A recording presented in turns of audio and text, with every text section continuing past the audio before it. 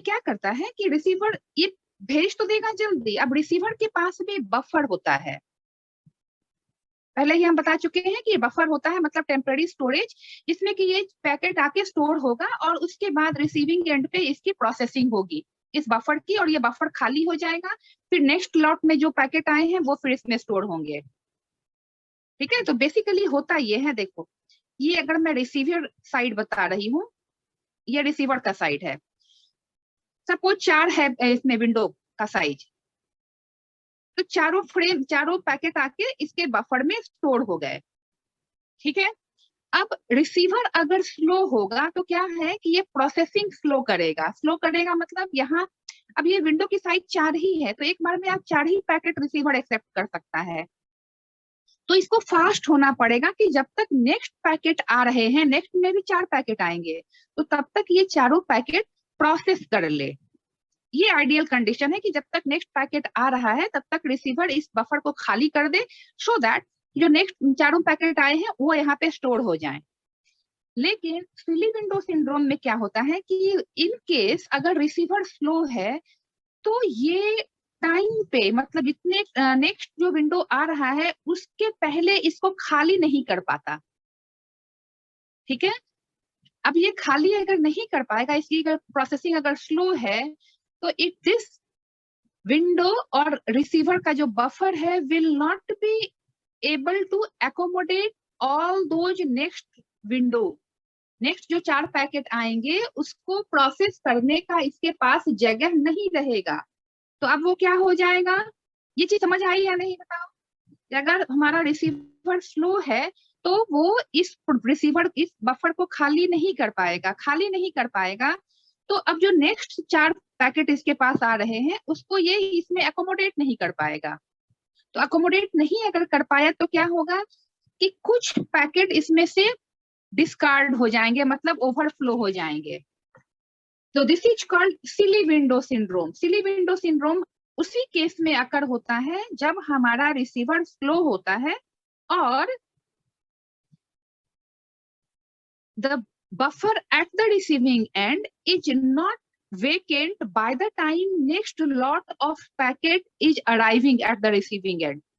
तो उस केस में the packets gets discarded and they don't get the space in the buffer, so they get discarded.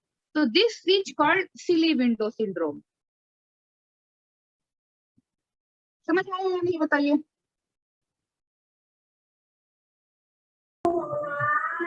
अच्छा, problem है, नाम दे दिया गया, this is just a problem. ठीक है, ये problem is silly window syndrome कहा गया है बिकॉज नाम नेमिंग का भी can't say anything. Silly window syndrome means एक सिंड्रोम का मतलब क्या होता है? Hello ma'am. सिंड्रोम बोलो मैम मेरे को एक बार और बता दो आप। हमारे नेटवर्क में समस्या है विषय? नो मैम, इस बार समझ में ही नहीं आया। नहीं आया, देखो इसमें क्या है कि हम जो भी सेंडर जो अगर डेटा भेजता है वो रिसीविंग एंड पे जाके वहां पे रिसीव होना चाहिए। ठीक है ना? Yes ma'am. तो सपोज इसने 4 पैकेट भेज दिया, अब ये चारों पैकेट रिसीविंग एंड पे बफर होता है, बफर का मतलब टेम्पररी स्टोरेज होता है। इस बफर की साइज विंडो की साइज के बराबर होती है। तो 4 पैकेट यहाँ पे आए, ये चारों पैकेट यहाँ पे स्टोर हो गए 1 2 3 4 रिसीविंग एंड पे। अब इसकी एक्नॉलेजमेंट गई सेंडर के पास, तो सेंडर क्या करेगा, नेक्स्ट 4 पैकेट फिर से भेजेगा। Yes ma'am. है या नहीं? Yes ma'am. तो अगर ये चारों पैकेट यहाँ आएंगे तो फिर इसी में स्टोर होंगे ना, तो जब तक ये पैकेट यहाँ पे आ रहे हैं ये वाला बफर खाली हो जाना चाहिए। Yes ma'am. तभी तो आके यहाँ पे स्टोर होगा। Yes ma'am. जनरली क्या होता है कि रिसीवर की प्रोसेस, क्योंकि दोनों कंप्यूटर है तो प्रोसेसिंग स्पीड रिसीवर की फास्ट होती है, तो जितनी देर में नेक्स्ट पैकेट आ रहा है उतनी देर में ये सारे प्रोसेस हो जाते हैं, मतलब ये बफर खाली हो जाता है और नेक्स्ट लॉट ऑफ पैकेट यहाँ पे अकोमोडेट हो जाते हैं, इसमें फिल हो जाते हैं। लेकिन अगर रिसीवर स्लो है, स्लो का मतलब इसकी प्रोसेसिंग स्लो हो रही है, तो उस केस में क्या होगा, जस्ट मान लो एग्जांपल मैं बताऊं कि उस केस में सिर्फ ये एक पैकेट प्रोसेस हुआ, तो तो बाकी दोनों पैकेट इस तरफ शिफ्ट कर जाएंगे, 2 यहाँ आ गया, 3 यहाँ आ गया, 4 यहाँ आया। आपके पास यही एक स्पेस जो है वो वेकेंट है, लेकिन आपके पास आ गए कितने पैकेट? 4। 4। तो आपको वहां स्टोर करने की जगह है इसके पास? No ma'am. नहीं है। तो क्या होगा, एक पैकेट स्टोर होगा और बाकी का 3 क्या है? डिस्कार्ड हो जाएगा। डिस्कार्ड हो जाएंगे। ओके मैम, क्लियर है मैम। ठीक है। तो ये हुआ किस वजह से? क्योंकि रिसीवर हमारा स्लो है, सेंडर फास्ट है। तो ये हमेशा नहीं होता है, क्योंकि ये लेकिन जब हम पढ़ते हैं कोई चीज तो हमें इसके सारे एस्पेक्ट को देखना होता है। This is one of the case जो हो सकता है अगर रिसीविंग एंड पे प्रोसेसिंग स्लो है तो। ठीक। तो इसी को कहते हैं सिली विंडो सिंड्रोम। अब इसको अच्छा अभी फिर से बताओ, किसी को कोई और प्रॉब्लम है इसमें कि सिली विंडो सिंड्रोम होता क्या है? Hello ma'am. मैम ये तो क्लियर हो गया, ये सिली का मतलब क्या होता है? सिली मतलब होता है जिसका बिहेवियर अच्छा ना हो, बड़ा सिली मतलब स्टूपिड। तो मैम यहाँ पे तो ये बैठ ही नहीं रहा वैसे। नहीं, तो ये प्रॉब्लम किस वजह से हो रही है? ये विंडो की वजह से हो रही है, क्योंकि आप विंडो के साइज के हिसाब से भेज रहे हैं यहाँ पे एडजस्ट कहाँ नहीं हो रहा है, विंडो में नहीं हो रहा। तो ये प्रॉब्लम किसकी वजह से हो रही है? Because we have taken a fix size of window और उसी विंडो के साइज के अकॉर्डिंग हम डेटा भेज रहे हैं। तो ये जो प्रॉब्लम हो रही है, ये डिस्कार्ड हो रहा है किसकी वजह से? Because the packets are not able to get accommodated in the window. इसीलिए इसको कहा गया है silly window syndrome, because the window is not able to accommodate the packets. ठीक है।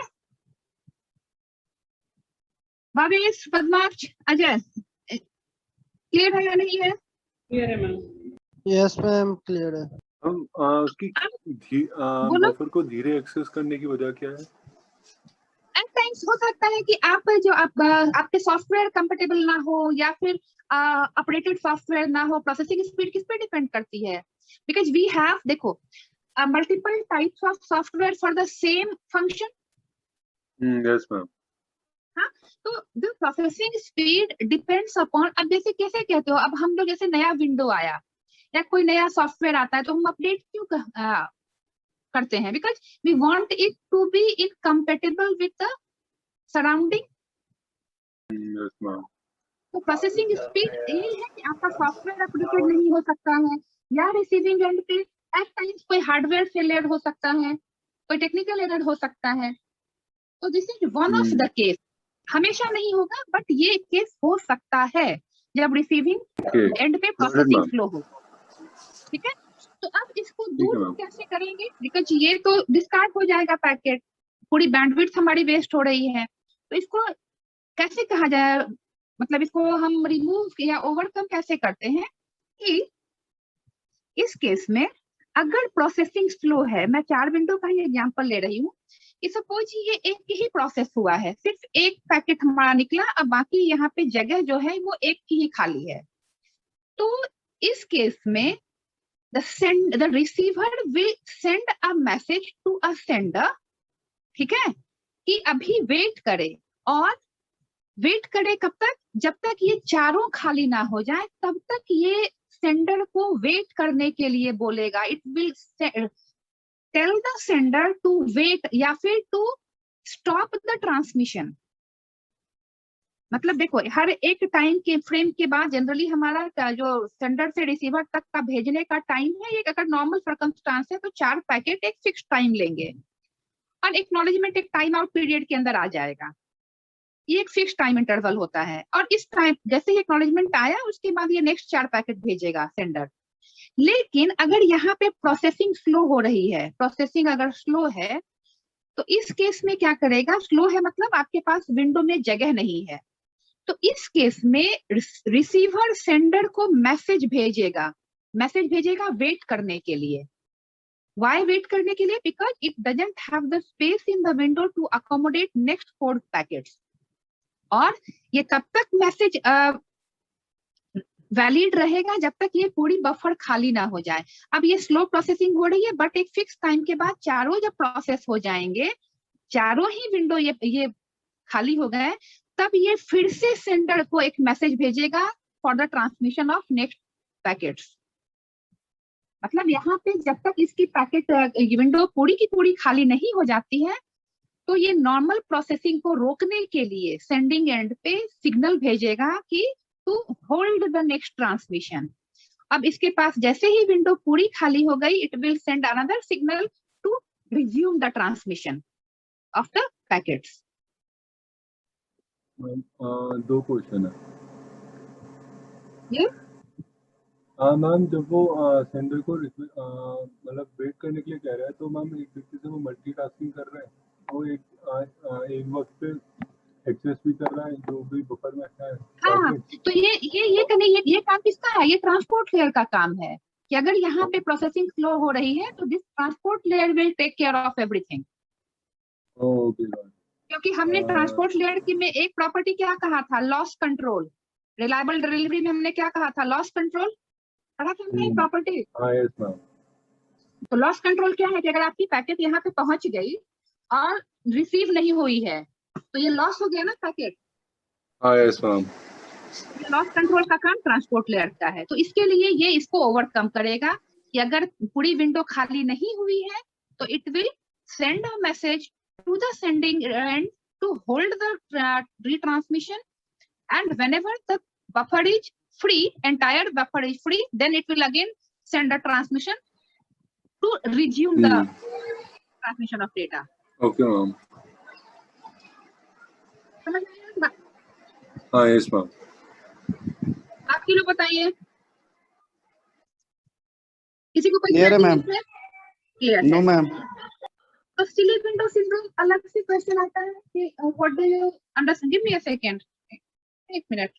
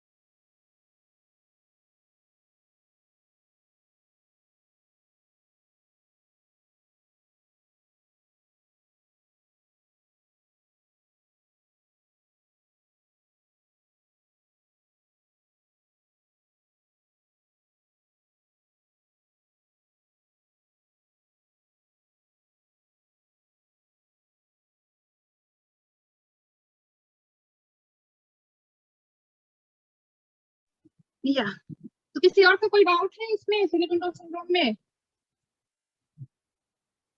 मैम मैम जब उसका पूरा बफर खाली हो जाता है, फिर वो एक रिक्वेस्ट भेजता है कि अब वो सेंड कर सकता है। हम अगर इसकी जगह वो हाँ रिज्यूम कर सकता है। हम अगर वो इसकी जगह रियल टाइम में वो कर रहा होता तो कि मतलब जैसे एक खाली हो गया तो एक पैकेट सेंड, फिर एक खाली हो गया तो दूसरा पैकेट सेंड। तो उस केस में क्या होगा कि you have to alter the entire transmission process. हम क्या पढ़ रहे हैं? स्लाइडिंग विंडो पढ़ रहे हैं, है ना? तो आप अगर एक एक करके भेजेंगे तो उस केस में क्या होगा? You have to alter this entire transmission process, right? तो मतलब तुम्हें स्लाइडिंग विंडो से स्विच करना पड़ेगा स्टॉप एंड वेट में। गेटिंग भवेश? मैंने इसके मुझे क्योंकि एफिशिएंसी देखना था, अगर उसमें ज्यादा efficiency Bhavesh, did you get it? Abhishek? Yes ma'am. आ गया? मैम समझ में आ गया। एक बात पूछनी मैम, जो ये सिली विंडो सिंड्रोम तो एक अकर है मैम, जो ये अकर हो रही है इसमें, तो मैम ये जो यस मैम जो ये मैसेज सेंडर को सेंड करता है, तो मैम ये जो सही करने के लिए, तो मैम इसे क्या बोलते हैं? ये पढ़ना नहीं है तुम्हें, ये पूरी एक पूरी कॉम्प्लिकेटेड प्रोसेस होती है। बस ये ट्रांसपोर्ट लेयर को काम करना है। एक्चुअली मैंने क्या कहा था अभी कि यहाँ पे मल्टीपल सिग्नल ट्रांसमिशन होंगे, जो हमने ये पढ़ा ना, रिलायबल डिलीवरी। रिलायबल डिलीवरी के अंदर मल्टीपल सिग्नल्स ट्रांसमिट होते हैं, वो हमारे कोर्स के बियॉन्ड है। ठीक है, बस ये ध्यान रखो कि loss control is a task of transport layer. तो इसी लॉस कंट्रोल को हैंडल करने के लिए ये सारी प्रोसेसेस की जाती है। ठीक है, बिकॉज ये अभी कंटिन्यूएशन में हम क्या अभी जो पढ़ रहे हैं वो नेटवर्किंग का बड़ा एक कह सकते हैं ओवरऑल एक सुपरफिशियल चीजें पढ़ रहे हैं, बहुत डिटेल नेटवर्किंग नहीं पढ़ रहे हैं। तो we want go in that detail. Silly window syndrome अलग से क्वेश्चन आता है कि what is silly window syndrome, explain. तो तुम्हें डायग्राम बना के पहले ये होता क्या है, क्यों होता है, डायग्राम बना के एक्सप्लेन करना पड़ेगा, और इसको हम ओवरकम कैसे करते हैं वो बताना पड़ेगा। ठीक है Ajay, did you yes get it? Ma'am. Yes ma'am. चलिए, तो इसके साथ हमारा जो ट्रांसपोर्ट लेयर है, we are done with the transport layer. अब हमें एक्चुअली पढ़ना जो है पेज, कुछ प्रोटोकॉल्स के बारे में हमें पढ़ना है। ठीक है, तो प्रोटोकॉल मैंने तुम्हें पहले बताया हुआ है। प्रोटोकॉल्स होते क्या हैं, सेट ऑफ रूल्स होते हैं। नोट्स में देख लेना, ये मैंने भेजा हुआ है कि प्रोटोकॉल सेट ऑफ रूल्स होते हैं, क्योंकि अलग अलग लेयर पे जो काम होंगे तो वो काम किस तरीके से होंगे, कैसे एक लेयर दूसरे लेयर से कम्युनिकेट करेगा, ये सारी चीजें डिटरमाइन होती है हमारे प्रोटोकॉल से। अब different layers has got different protocols, अलग अलग लेयर पे अलग अलग टाइप के फिक्स्ड प्रोटोकॉल होते हैं। अच्छा, प्रोटोकॉल के पहले एक और चीज समझ लो, पोर्ट नंबर। ठीक है, यदि प्रोटोकॉल जैसे ही हम पढ़ेंगे तो एक प्रोटोकॉल एक स्पेसिफिक पोर्ट नंबर पे काम करता है। पोर्ट नंबर क्या है, कंप्यूटर के पीछे कुछ सॉकेट जैसी चीजें देखा है ना तुम लोगों ने? Yes ma'am. कंप्यूटर के पीछे जब खोलते हो तो यू कैन फाइंड कुछ अलग अलग टाइप के होल टाइप के होते हैं, नोटिस किया है? यस मैम, देखा है।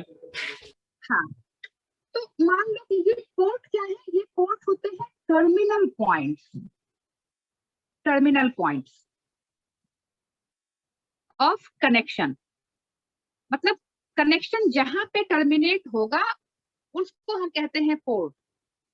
अब बेसिकली हमारे पास कहो तो 3 टाइप के पोर्ट होते हैं। पहला होता है हमारा वेल नोन पोर्ट। अब पीछे जो सॉकेट्स होते हैं वो सॉकेट नंबर में काफी कम होते हैं, मतलब 5, 6, 7 ही होते हैं, पर उसके अंदर एक मिनट, हाँ, वेल नोन पोर्ट्स जो होते हैं वो हमारे 0 से लेके 1024, इनको हम कहते हैं वेल नोन पोर्ट्स। मतलब 4-5 ही पीछे होल होंगे, पर अलग अलग प्रोसेसेस के लिए जो पोर्ट नंबर असाइंड होंगे वो अलग अलग होंगे। तो 0 से लेके 1024 इतने जो हमारे होते हैं, मतलब 1023 टोटल होते हैं, 1023 तक जाएगा, टोटल हमारे होंगे 1024। इनको कहते हैं हम वेल नोन पोर्ट। उसके बाद नेक्स्ट जो हमारा पोर्ट होता है वो होता है रजिस्टर्ड पोर्ट।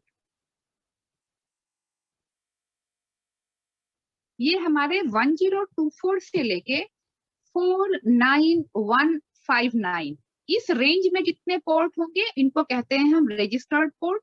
और थर्ड हमारा होता है डायनामिक पोर्ट।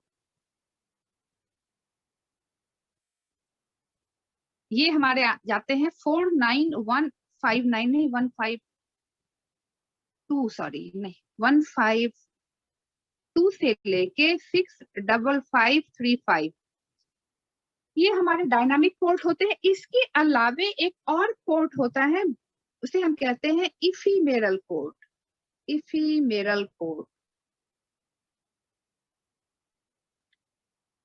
अब देखो ये पोर्ट मैंने क्या कहा, ये होते हैं कम्युनिकेशन के एंड पॉइंट। एंड पॉइंट मतलब एक कंप्यूटर के अंदर मल्टीपल प्रोसेस हम क्रिएट कर सकते हैं। प्रोसेस का मतलब तुम बड़ा सिंपल टर्म्स में, अगर लेमैन के टर्म्स में मैं बताऊं तो हम एक, अगर गूगल में हमने कई सारे टैब खोल दिए, या फिर तुम एक ही बार कंप्यूटर में वर्ड खोल रहे हो, एक्सेल खोल रहे हो, गाने बजा रहे हो, ब्राउजर खोल लिया, तो ये सारे अलग अलग प्रोसेस हैं, ठीक है। लेकिन अगर लोकल प्रोसेस है, मतलब उस प्रोसेस को दूसरे कंप्यूटर से कोई मतलब नहीं है, तो it won't communicate with other. मतलब सपोज ये तुम्हारा कंप्यूटर है, तुमने यहाँ वर्ड फाइल खोली है या एक्सेल खोली है, वो सारे एक प्रोसेस हैं, पर उसको दूसरे कंप्यूटर से कम्युनिकेट नहीं करना है, तो उस केस में उसको पोर्ट असाइन नहीं होगा। लेकिन अगर मैंने कोई प्रोसेस क्रिएट की जिसको दूसरे कंप्यूटर से कम्युनिकेट करना है, दूसरा एक कंप्यूटर है उससे कम्युनिकेट करना है, तो इन सभी प्रोसेस को एक पोर्ट नंबर असाइन होगा, ताकि ये पोर्ट नंबर के थ्रू दूसरे कंप्यूटर से ये कम्युनिकेट कर पाए। अब ये पोर्ट नंबर क्या है? टर्मिनल पॉइंट है प्रोसेस के, क्योंकि ये इस कंप्यूटर में जो प्रोसेस है, सपोज जितने भी प्रोसेस हैं सबका आईपी एड्रेस एक ही होगा, लेकिन जब ये दूसरे कंप्यूटर से कम्युनिकेट करेगा तो डेटा भी सबका, सब प्रोसेस की रिक्वायरमेंट अलग अलग है, हर प्रोसेस अलग अलग डेटा रिक्वायर कर रहा है, तो इनका जो रिस्पॉन्स आएगा वो एक ही आईपी एड्रेस पे आएगा। लेकिन जब मुझे इनको अलग अलग ट्रांसमिट करना है, तो आई नीड स्पेसिफिक आइडेंटिफिकेशन की which data is meant for which process, कौन सी डेटा किस पोर्ट में जानी है या किस प्रोसेस में जानी है, उसके लिए मुझे इन प्रोसेसेस को डिफरेंशिएट करना पड़ेगा, और ये डिफरेंशिएशन होता है पोर्ट नंबर, जिसे हम कहते हैं and point of process, and point of process. तो बेसिकली अगर लोकल प्रोसेस है, लोकल प्रोसेस का मतलब किसी प्रोसेस को दूसरे कंप्यूटर से कम्युनिकेट नहीं करना है, तो उसको सिर्फ एक प्रोसेस आईडी मिलती है। लेकिन अगर कोई प्रोसेस या हमने कंप्यूटर में क्रिएट किया है which has to communicate with some other computer or server, in that case that process will be assigned a port number depending upon कि किस प्रोटोकॉल को ये यूज कर रहा है, डिपेंडिंग अपॉन किस प्रोटोकॉल को यूज कर रहा है उसको एक पोर्ट नंबर मिलता है, क्योंकि अलग अलग प्रोटोकॉल अलग अलग पोर्ट नंबर पे काम करते हैं। नाउ टेल मी, यहाँ तक समझ आया या नहीं आया है?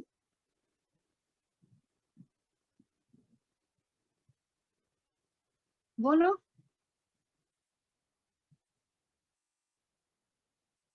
कुछ बोलो, तुम लोग समझ आया या नहीं आया? पोर्ट नंबर होते क्या है?